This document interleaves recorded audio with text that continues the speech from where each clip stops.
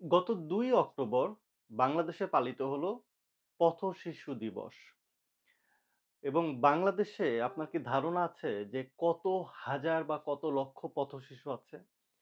বাংলাদেশে প্রায় ৬ লক্ষ পথ-শিশু বসবাস করে, যার ৭৫% বসবাস করে শুধুমাত্র ঢাকা শহরে। এবং এই পথ-শিশুদেরকে নিয়ে প্রতি বছর এই দিনটাতে কথা বলা হয় আসলে এটা আসলে কেন কথা বলা হয় আমার আসলে মাথায় আসে না। সরকার বলেন, এই সরকার বলেন, বিগত সরকার বলেন, তার আগের সরকার বলেন। কোন সরকারকেই আমার কাছে কেন জানি মনে হয় না যে তারা আসলে খুব বেশি মানবিক সরকার হয়ে ওঠে। এরা এত বেশি উন্নয়ন করে কিন্তু মানবিকতা হারিয়ে ফেলে। আপনি চিন্তা করেন বাংলাদেশে আ রোহিঙ্গা ইস্যুতে যদিও কাগজ কলমে দেখা যায় ৮ লাখ, ১০ লাখ, কোথাও ১২ লাখ রোহিঙ্গা বাংলাদেশে প্রবেশ করেছে। কিন্তু বর্তমানে ২০১৮ সালের পর থেকে এ পর্যন্ত আনুমানিক কেউ বলে ১৭ লক্ষ, এখন নাকি সেটা বেড়ে ২০ লক্ষ হয়ে গেছে। তো এই ২০ লক্ষ রোহিঙ্গাকে বাংলাদেশ সরকার যদিও আন্তর্জাতিক তহবিল থেকে টাকা আসছে, ইউএনএইচসিআর টাকা দিচ্ছে, বিভিন্ন অর্গানাইজেশন বিভিন্ন দেশ থেকে টাকা দিচ্ছে, তাদেরকে বসিয়ে খাওয়ানো হচ্ছে। অথচ বাংলাদেশে এই ৬ লক্ষ যে পথ-শিশু আছে তাদের জন্য কেউ কিছু করে না। হ্যাঁ, আমরা ছোটবেলায় যখন পড়ালেখা করেছি, ইউনিভার্সিটিতে ছিলাম, আমরা সবাই ভলান্টিয়ারিজম কাজ করতাম, ভলান্টিয়ার কাজ করতাম। আমরা এই পথ-শিশুদেরকে নিয়ে বিভিন্ন সময়ে বিভিন্ন ছোট প্রোগ্রাম করতাম অকেশন অনুযায়ী। আ কাউকে দেখতাম যে পথ-শিশুদের পড়ালেখা করাচ্ছে। কিন্তু একজন স্টুডেন্ট হয়ে ভলান্টারি কাজ করে এই পথ-শিশুদেরকে নিয়ে কতটুকু কাজ করা সম্ভব? তাদের জীবনমান কতটুকুই বা পরিবর্তন করে দেওয়া সম্ভব? ৬ লক্ষ মানুষ কিন্তু কম না। আপনি দেখেন এই পথ-শিশুদের ভিতর থেকে তারা তাদের পরিবারের সাথে তাদের কোনো যোগাযোগ নেই। বাবা-মা হয়তোবা অক্ষম, সেভাবে তাদেরকে টেক কেয়ার করতে পারে না। বিধায় তারা রাস্তায় পথে থাকে, কেউ স্টেশনে থাকে, কেউ বিভিন্ন রকম অপরাধমূলক কার্যক্রমের সাথে যুক্ত হয়ে যায়, কেউ নেশা করে এই বয়সে। বিশেষ করে যখন এই ধরনের কোনো ভিডিও ডকুমেন্টারি দেখি তখন খুবই শিহরিত হয়ে যাই যে কি অবস্থা আরকি। কিন্তু দেখেন আসলে এই শিশুগুলোর দায়িত্ব আসলে কাদের নেওয়ার কথা? রাষ্ট্রের নেওয়ার কথা। রাষ্ট্র আসলে কে? রাষ্ট্রযন্ত্র কারা চালায়? যারা রাজনৈতিক সরকার, তারাই তো রাষ্ট্রযন্ত্র চালায়। কিন্তু আপনি এই পর্যন্ত বলতে পারবেন, এই পর্যন্ত বাংলাদেশে কোন রাষ্ট্র আ যন্ত্রে যারা ছিল, বিশেষ করে রাজনৈতিক যারা সরকার ছিল, তারা এই বিষয়ে তারা কোন আ পদক্ষেপ নিয়েছে? কিন্তু আপনি যদি একটু বেসরকারিভাবে চিন্তা করেন, আমি রাজশাহীর কথা বলতে পারি। রাজশাহীতে ইউসেপ নামে একটা স্কুল আছে।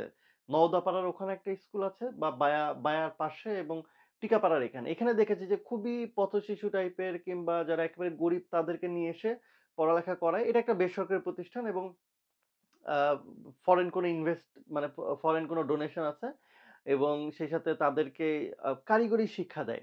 যদিও বাংলাদেশের সমাজ ম কল্যাণ মন্ত্রণালয় তারা প্রত্যেকটা জেলাতে শিশু সনদ আছে, শিশুমণি নিবাস আছে, আ ইতিমখানা আছে। কিন্তু তারা আসলে কতটুকু করে? দেখেন সেখানে যে সকল কর্মকর্তারা থাকে তারাও ওই শিশুদের খাবারের টাকা চুরি করে খায় আরকি। এগুলো আমাদের বাস্তবে চোখে দেখা।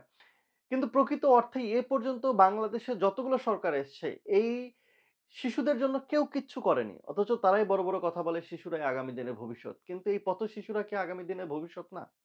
তাদের জন্য কি কিছু করতে হবে না? আমি এই গত কয়েকদিন থেকে বছরখানেক থেকে আ বিএনপি বলেন, আওয়ামী লীগ বলেন, নতুন রাজনৈতিক দল বলেন, কারোরই কোনো নির্বাচনের ইশতেহার আমি কোনদিন এই পথ-শিশুদেরকে নিয়ে কিছু করতে দেখিনি।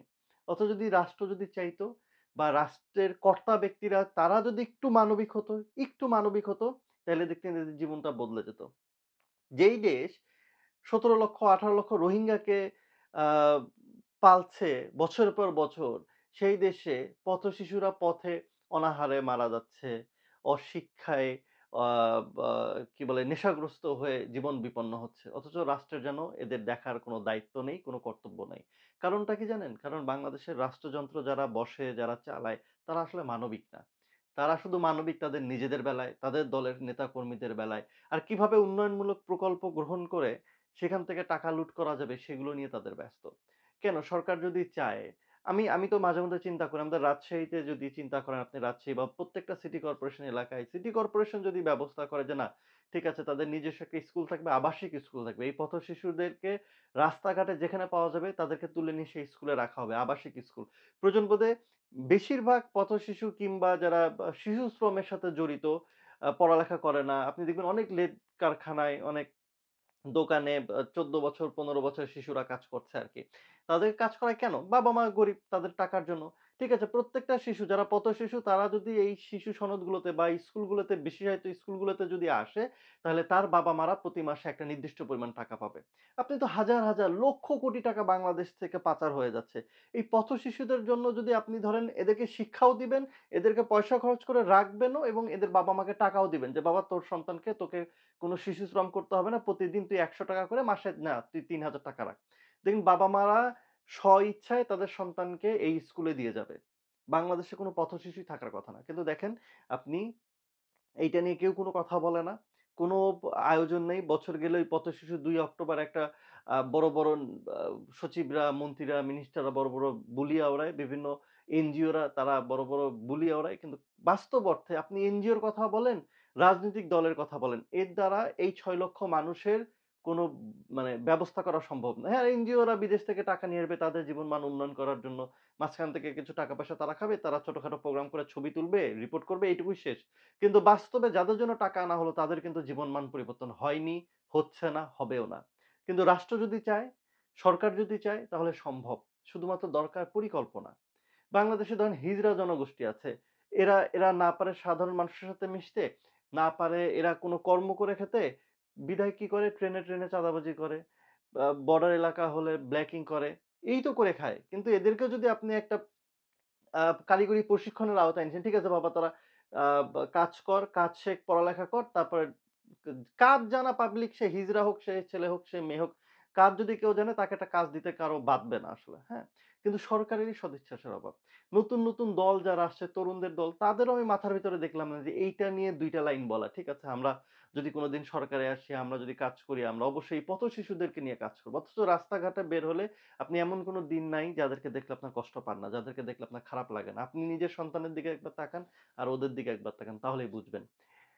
তো এই সরকার যদি চায়, আপনি দেখেন ডক্টর ইউনূস তিনি যদিও তার আসলে এইটা বা এই ইন্টারিম গভর্নমেন্ট কতটুকু বা করতে পারে সংস্কার করতে গিয়ে তার ১২ টা লেজে গোবরে পেকে গেছে আরকি।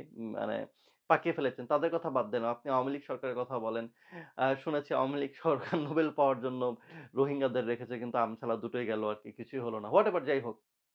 কিন্তু আগামীতে যে সরকার আসবে তারা যদি একটু যদি মানবিক হয় যে বাংলাদেশে কোনো পথশিশু রাস্তায় থাকবে না।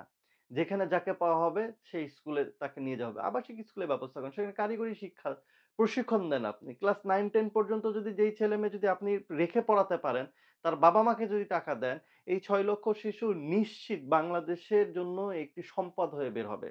প্রত্যেকেই কারিগরি শিক্ষা পাবে। তাহলে এসএসসি কমপ্লিট করার পরেই তারা ভোকেশনাল বা পলিটেকনিকে যাবে। আপনি দেখেন যেই শিশুগুলো পথে ছিল, সরকার তাদেরকে নিয়ে এসে যদি একটা নির্দিষ্ট প্রসেস এর মধ্যে যদি নিয়ে যায়, পরিবারগুলো উন্নত হচ্ছে, তারা কারিগরিভাবে আ স আ আ বেশি আরো সমৃদ্ধ হচ্ছে।